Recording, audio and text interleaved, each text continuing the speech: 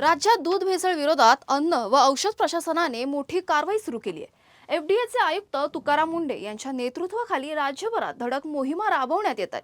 पुणे, मुंबईतील दहिसर आणि परभणी येथे करण्यात आलेल्या कारवायांमध्ये मोठ्या प्रमाणात बनावट आणि भेसळयुक्त दूध जप्त करून नष्ट करण्यात आले।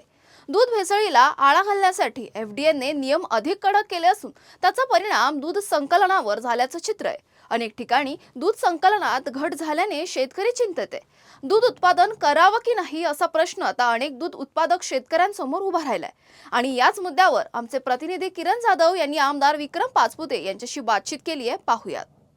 विधान भवनामध्ये नेहमी एक वेगवेगळा विषय घेऊन विक्रम पाचपुते जे आमदार आहेत, मध्ये आपण पाहिलं की कोल्ड्रिंक्सचा एक मुद्दा घेतला, आज परत दुधाचा मुद्दा. विक्रमजी, काय सांगाल आजचा मुद्दा? ते आज स्वतः मंत्री महोदयांनी सभागृहाला उत्तर देत असताना हे अवगत केलं की राज्यामध्ये दूध संकलन हे 25% कमी झालं आहे। माझी सरकारला ही विनंती आहे, जर 25% दूध संकलन कमी झालं असेल तर तात्काळ त्यांच्यावरती जिथे जिथे कमी झालं त्यांच्यावरती कारवाई होणं अतिशय गरजेचं आहे, कारण हे स्टेटमेंट खूप मोठं आहे। 25% दूध संकलन कमी होणं, जर कमी होत असेल तर मग कारवाईची कोणाची वाट बघतोय? हे सिद्ध आहे की ते भेसळ करतात म्हणून कमी केलं आहे, आणि जर कमी झालं नसेल तर आपण पुढे येऊन जनतेला ॲक्च्युअल फिगर्स देणं गरजेचं आहे, कारण याच्यामुळे दिशाभूल होणार आहे आणि ह्या दिशाभूलमुळे एखाद्या वेळेस लोक दूध पिणं बंद करतील आणि त्याचा तोटा आमच्या सर्वसामान्य शेतकऱ्यांना होणार। त्यामुळे माझी सरकारला विनंती आहे की तात्काळ ह्याच्यावरती ॲक्शन होणं गरजेचं आहे। तर तुकाराम मुंढे जी कारवाई करतात त्याबद्दल काही आक्षेप आहे की त्याबद्दल कसं काय सांगाल?